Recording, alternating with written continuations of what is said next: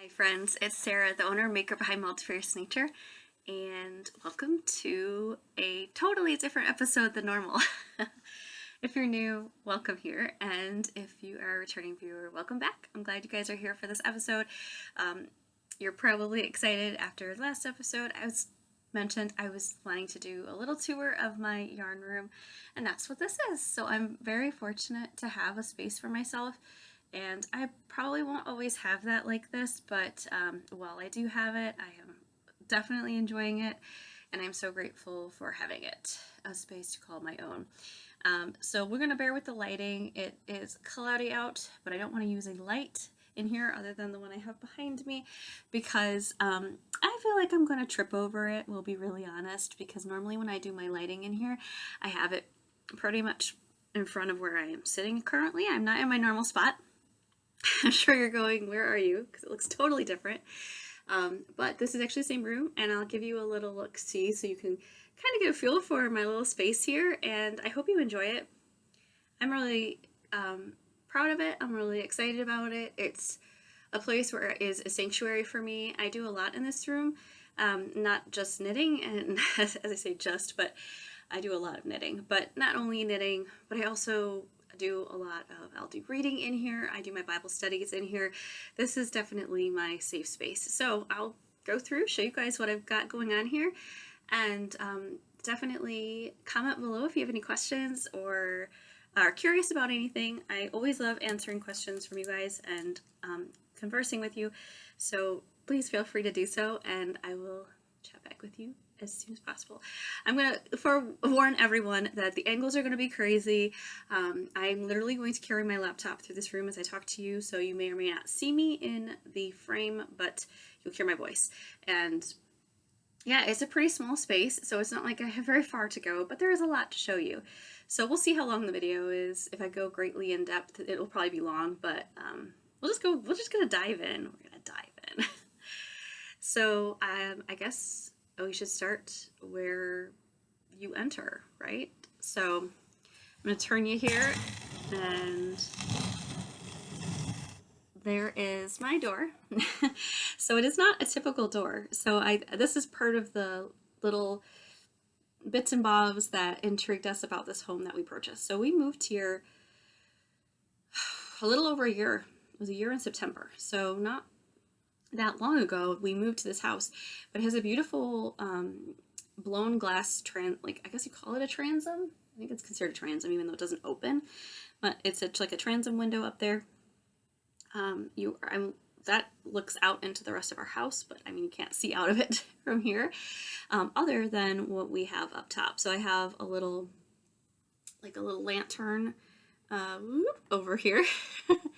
And then over here I have a absolutely gorgeous stained glass angel that I think he's actually considered my second cousin, but he's my dad's cousin, and he made that for me when one of my family members that's very close to me passed away. So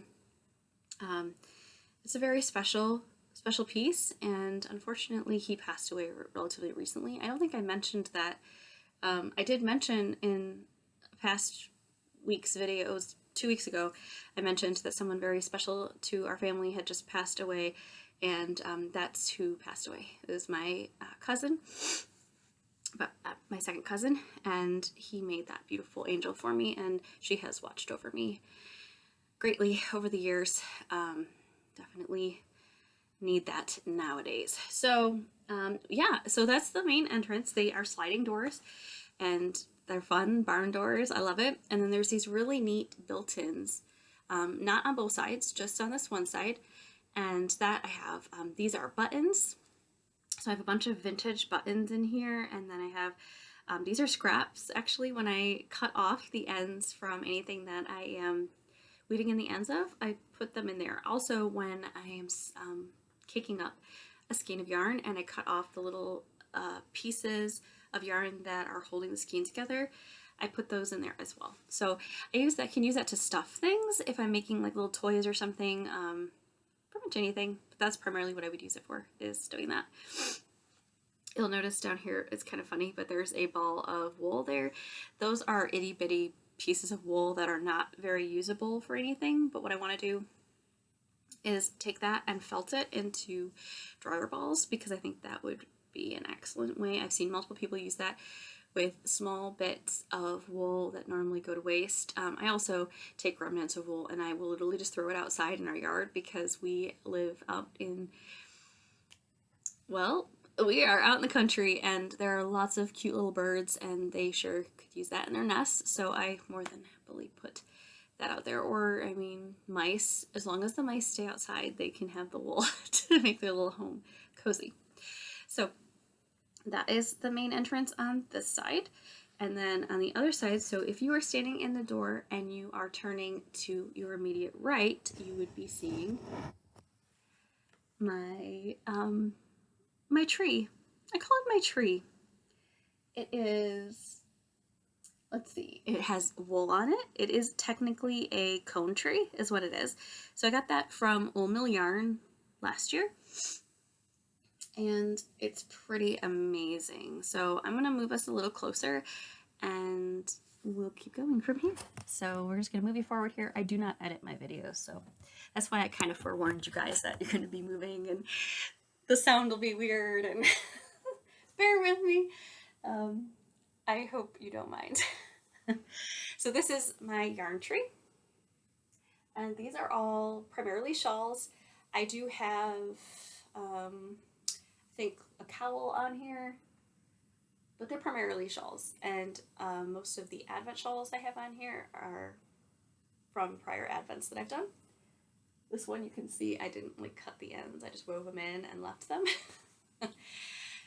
I wore it that way. I've only worn it once so far. It's not, I mean, I love color, but these are very bright colors. They're not exactly my go-to colors. So we'll see if I do like a sample sale kind of thing. I may do that. We'll see. But then we'll turn this and I can show you more of the cones. So turn it, here we go. So I have these cones. A lot of these smaller ones are from my mom. So she's had them for years and she likes to weave. And she just didn't see herself using these, so she donated them to me and I gratefully took them. Very gratefully took them. So that's these. This came from Old Mill Yarn. And then that was also from my mom, those two little ones at the top. I'll turn this. So more cones. I have a lot of coned yarn. I'm not even going to try to hide it. Please don't judge me harshly. This is why I want to work for my stash. I have a lot, and I feel very fortunate for what I have, so I want to use it. So this is what I'm currently knitting my birch pullover out of, this cone. So this is what I was talking about when I said I have enough to make another sweater. I have this much of this cone left still. Isn't that crazy? Now what I've discovered is I've got a great setup here. So I leave the cone. This is kind of the ideal spot for the cone to be at this height. I have my yarn swift here, and then I have my ball winder over here, and I can actually wind from, I pull my swift down and out of the way. But then I just take the one strand, put it onto the ball winder, and I can unwind it easily. It moves very smoothly off of this cone here, and then it doesn't break because a lot of these are very thin. And I feel a little bit like I'm yelling, sorry. I hope I'm not, but I know I have kind of a softer voice and I want to make sure you guys can hear me. So I do that and it works really well. It comes off of there nicely and it doesn't break. I've tried caking from having the cone on the floor, and it usually breaks. I usually break it. So, oh dear, that's our dog, sorry.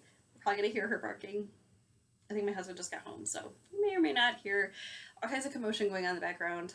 Sorry about that.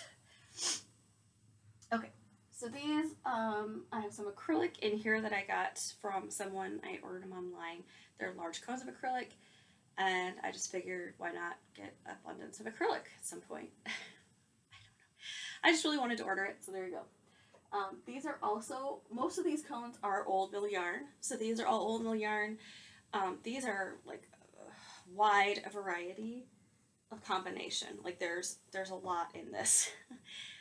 There's a massive cone, and I don't know if I will ever fully use all of this. I am sure I can think of projects, but I made a ripple bralette out of this, and it's stretchy and wonderful, but it did stretch out, so I don't know. I'm going to do that again. These have alpaca in them, and I did end up with 2 cones that were the same of this. So this was one that I purchased one day, and I purchased another one. I think it's the same. If it's not the same, it's very close to the same. And that is the cone tree. So it's actually a beautiful tree. It is all wood. It has a rotational base on it. And yes, absolutely love it. This, in case you're curious, is a painting that I made. If you're new, I am a fine arts major. That's what I went to college for. So I have paintings throughout our home. And you will see there's another one in this room as well. But that is one of them. And then if we continue going to our right here, so there is the Yarn Swift. Things might start looking familiar if you're a returning viewer, because we're starting to get to my backdrop here. So this is all, I'm going to lower this a little bit so you can see a little bit better. There we go. So we've got all of, like, this is my spinning wool. This is not all of it though. I'm not going to even hide that. I'm going to show you guys. I have a lot of raw wool. It's unbelievable, but it's been washed, and this has been collected over the past couple years. So, but that's why I'm excited. I'm going to be getting a carding machine. Very excited. But this is all wool. So anything that, anytime I have all wool yarn, I put it over here. So I do have a really cool thing I got for my birthday last year, I believe. Yeah, I think it was last year. And it is a sampler so that I can test out a bunch of different breeds and see what I like. Now these are comb top, so they're really smooth, and they will spin up a lot easier than if it's something, or easier, a lot smoother than if it was a raw fleece that I cleaned. Because if it's a raw fleece, then there might still be lanolin, and I really love spinning with some lanolin. It's called, like, I think it's called spinning in the grease. So that really helps when you're spinning to create some friction, and it slows it down so that you get a little bit more consistency. At least that's how I feel about it. I don't know. I enjoy spinning it that way so much. So that's what this is here. This is all wool blends. This down here is a cubby full of vintage wool. So this is definitely rustic. It's almost on the, like, crunchy side. You could probably make, like, socks or something out of it, but it's definitely on the border of being, I would almost venture to say, something that you would make a weaving for your wall. I can see you could hear our other dog out there too. Maverick always loves to tell us his life story when we come home. So yeah, this is definitely a little on the rustic side. I would not be making a sweater out of that. That's soft and against the skin at all. It would be very aggressive. So this is more wool. These are a couple more cones. As you can see, this is another cone right here. This is some beautiful Angora. This is more wool. This is vintage that my mom gave me. This is mohair, and there's another cone squished in there. So I have varying shades of cream and gray of wool that I got this past year from Michigan Fiber Festival. Oh, Old Mill Yarn. Okay, this, if you're a fan of Crazy Yarn from Stonehenge Fiber Mill, that's what these are right here. So that's my little collection of that. And then we've got more. I am a big fan of Stonehenge Fiber Mill, so I have lots of their shepherd's wool. They're a local to me mill because I'm in Michigan. They're up north. So yeah, these are just all different types of wool. Some of these are indie dyed. These here are indie dyed. So I have a few indie dyed that aren't mine, but the majority are from mills or things of that nature. This is here indie dyed wool that I got from Deep Dyed Yarns. I love her colors, they're beautiful. And then if we continue going to the right as we come in the room here, then you'll see something that looks extremely familiar. This is my backdrop. So this is where I usually sit when I talk to you guys. I actually have a beautiful lamb. This is a actual pelt here. And then I have my big pillow. And so this is where I usually sit when I record. And then behind me is my hand-dyed yarn. So I'm going to back it up a little bit so you can see this a little bit better. I hope I don't make anybody sick with all this movement. Sorry. So this is my spot that I record in. So this is all my multifarious nature hand-dyed yarn over here. So if you're looking for certain colorways, then definitely hop on over to the shop. It's multifariousnature.com, and I'll include a link below as always. And yeah, so that's where that's at there. And that's my backdrop. So that's what you guys usually see. That's why it'll probably look familiar. I'm gonna raise it up a little bit here so you can see the ball winder. So I have my ball winder here, and then we start getting into more yarn. So up top we have sock yarn. So those gray bins, I have sock yarn. One is solids, and then I'm just gonna turn this a little bit more to the right. And now we might get blinded by the light here a little bit. But there is another one right here, and that has like any striped, speckled, more commercial type sock yarn. That's what's over there. And then I have a bunch of needles. So all my knitting needles, crochet hooks, they're all up here. And you can kind of see some of the cases. I don't have all of them there. I have my chaukus actually in a project bag, because I know I had to exchange my needles, so I want to just bring the whole darn thing with me. You'll also notice, I'm going to see if I move myself over here, if it will not blind you by the light. So we're going to move a little further. See, this is why I struggle with the light, because that beautiful window, I have a wonderful window, but it does get blinding. So behind me here, again, there's the hand-dyed yarn. This is all acrylic. So I have acrylic in here. I have more acrylic down here. And in these bins, most of these bins all have acrylic. And then I have a bin of projects I'm currently working on.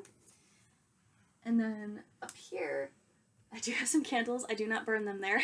Don't worry. But these are all pattern books. So patterns, be it crochet, knitting. I also have the fleece and fiber source book is up here. So spinning content. So I have that one. And I also have yarn texture, which I know Andrea Mowry has talked about those quite a bit. So that's spinning related. So basically any of my fiber arts, everything's in here. So that's what I've got right there. And then, yeah, that's all like acrylic end of things. And then I'm going to spin you around here. And this is of course, the window that will blind us. Hopefully not, but probably will, because it's so nice and sunny. Not sunny, but it's light out. So there's the garden. And there are neighbors out there. You probably can't see the horses because the light's going to blind you. Sorry, that's what happens. There we go. But it's probably because it's trying to focus on me. But then if we turn, we have this awesome chair. You guys, it's so fun. So this is actually my great aunt's chair on my mom's side. And my mom said that I could have it. And I'm so grateful. It's so comfy. And it's like the perfect size.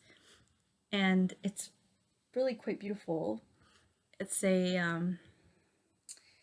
oh gosh, I don't know, probably from the 50s or something. It's not modern, that's for sure, but it has this really kind of silky fabric. You can tell that, but it's very comfy. And then I have my advent from last year that I knit up. I made the, oh goodness, I cannot remember. The habitation throw. There we go. Habitation throw. So I've got that there. And that's where I usually like to sit and knit at the moment. And then there's my closet. So, and then there's one of my other paintings. So I also did that one there. So I usually knit here when I'm in this room at the moment. I used to sit where I record And now I have this wonderful spot. It gives me a little bit more back support, definitely more comfortable. And then I have, for those of you that don't know, I've talked about how I go to a physical therapist and everything. I have some sciatic pain in my leg. So it's really nice when I can sit in this chair. It's wide enough that I can kind of twist my leg and then put it up on this stool that you're currently sitting on. And that really helps a lot. So yes, and I can also spin yarn from here. And so I'm going to show you the wool. Be prepared. There's a lot. I'm not ashamed of it though. I'm proud of it. Okay, here we go. So this is the wool closet.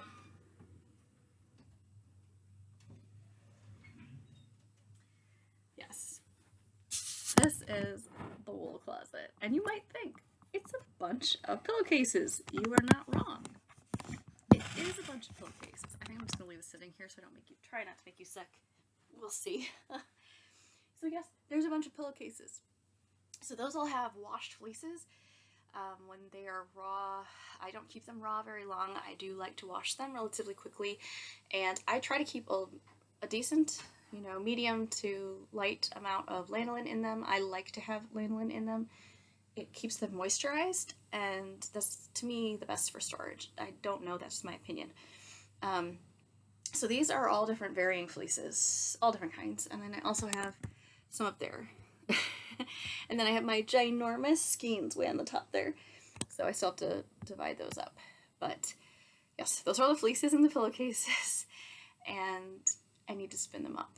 So I'm looking forward to that carding machine being done so that I can start getting at those a lot quicker than I currently am. Because it is hard work doing that by hand when you have just, 2 small cards. So that is in that closet. I'm just going to shut it here. All right. Because it provides better acoustics when it's shut. Okay. And then my ladybug. I talked about her before. I don't know if I showed her in any other videos. So this is my spinning wheel. She's quite dirty at the moment. She needs a dusting. See, I cleaned the room, but I needed to clean her. So I am currently spinning up some Gotland on here. So that's what I have. Gotland. And I love my ladybug. There's my little ladybug hiding in the corner. For those of you that are not familiar with ladybug spinning wheels, they are all unique in a sense that their ladybug is in a different spot on all the wheels, and it's kind of your fun. That's how you know it's your ladybug. So I think that's really fun. I really enjoy working with this wheel. It works so nicely, and yeah, I'm just spinning away on that when I can. It's quite a beautiful wheel. It's a shocked wheel, and it's the ladybug. So she just stays over here near my chair, and I spin when I am able. And then we'll continue to the right. So this is where I do my a lot of Bible studying. When I do Bible studying, if I am doing notes, if I am working on anything like that, if I'm working on the website, I don't always work on the website here. I'll sometimes do that wherever I have a laptop. So, but I try to do a lot of those kind of things here, especially if it's a lot of admin type work. It's nice to have the desk. And so I actually bring a chair in so I can sit there. So I don't keep a chair in here at all times. It's just not that big of a room for what I'm doing stuff in here for. And I steal it from our dining table, so I don't want to keep that chair in here at all times. I have some Nutaden up here though, so I do have my 2 Nutaden that I'm working from on that table. And then I have some embroidery hoops. So that vintage wool that I showed you earlier, I bought that from, oh goodness, where was it? I think it's out of Florida, and she had a bunch of embroidery hoops as well. It was an estate sale, and she just said, would you want those as well? And she threw them in with it. So I got a ridiculous amount of embroidery hoops. So there you go. I do know how to embroider. Basic embroidery. I usually do cross stitch, things like that. So I did cross stitch growing up. So if I ever get the whim to start doing cross stitch again, I do have a couple projects to do, and now I've got plenty of hoops, plenty to choose from, every single size. So we're going to turn a little to the right again. All right, so now you may recognize the buttons. Again, we are kind of back to the left side when you come into the room. And then there's this massive, beautiful container of acrylic. I forgot to show you in my wool closet. So that's back there at the bottom. There's a similar size tote. So it's massive, and it is just filled to the brim with acrylic. Most of them are acrylic or acrylic blend wool.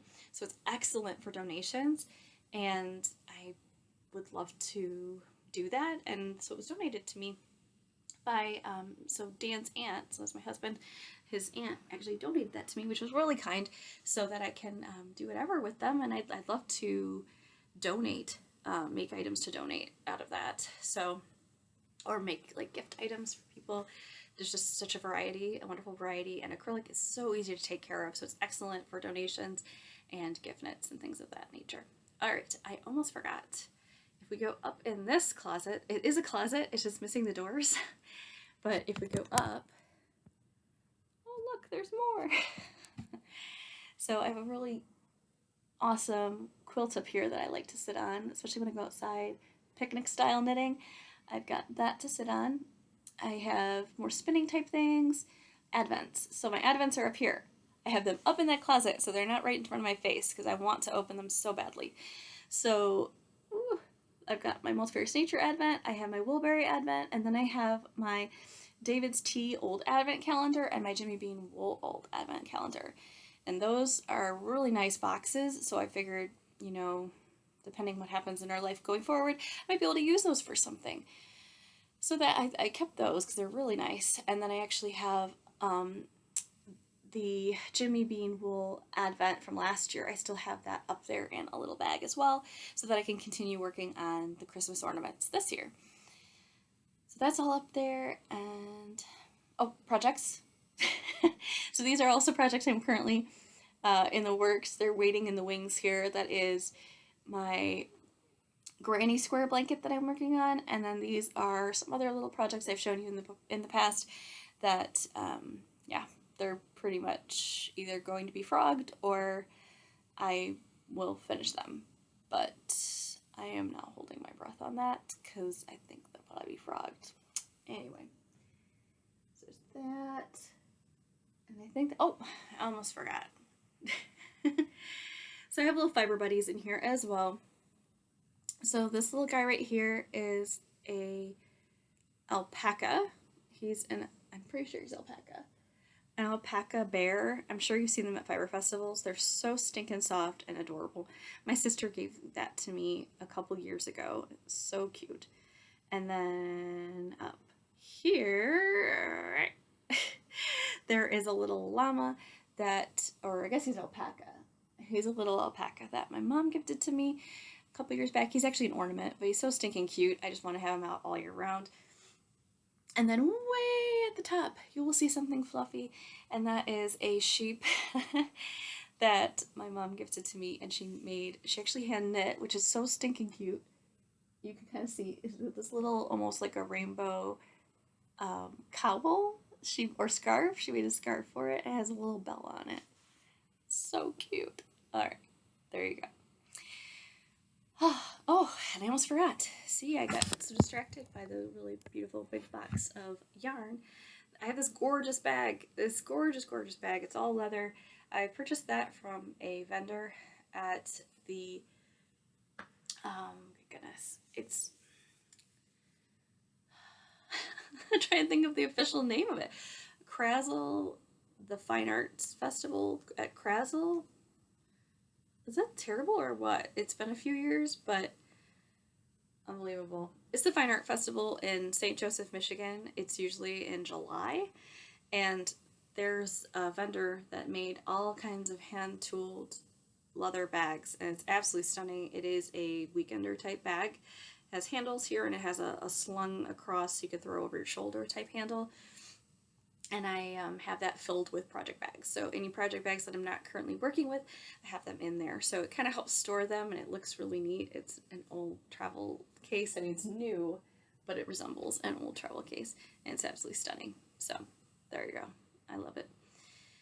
And that is the long and short tour of the room here. This is my little sanctuary.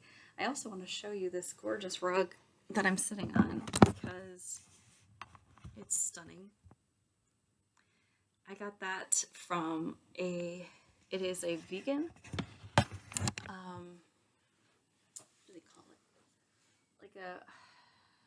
It's a vegan rug is what it is, but it looks like a pelt, but it's actually felted, so it doesn't have the skin behind it. There was no sheep that died so that this could be made.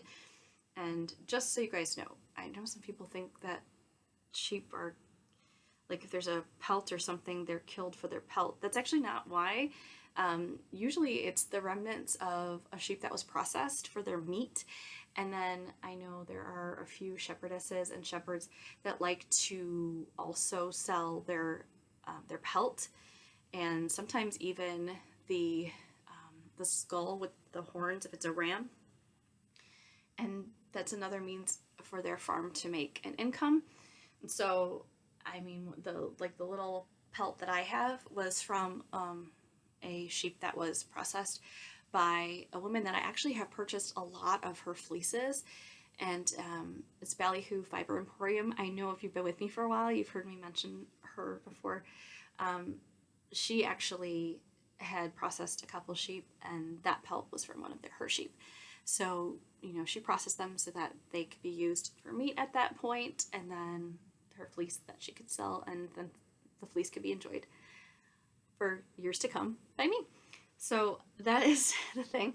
But this is a vegan one, so it doesn't have the skin behind it, so there wasn't a sheep that died in the process of this, which I think is a really unique idea. I really like the idea of making these vegan pelts because I think it's kind of a fun, I think it's just a vegan fleece rug. I don't think you can really call it a pelt, but yeah, the lady that made it did a really nice job. I have a few little bits and bobs that have gotten pulled off on the edging, and so I just need to like restitch them down. But other than that, it was well worth it. Our dogs love to lay on it. It's so soft. When I'm in here knitting, they usually like to lay on it, so it's really cute. But yeah, I just want to kind of give you guys a little tour. If you have a knitting space, I'd love to hear about it, or show me photos if you want. If you have a YouTube channel, definitely show a video. I'd love to see your knitting space. I like to see other people's creative spaces, so I figured that maybe you would as well. So I figured I would share. So I hope you enjoyed, and I hope you are doing well, and I look forward to chatting with you soon. Take care. Bye.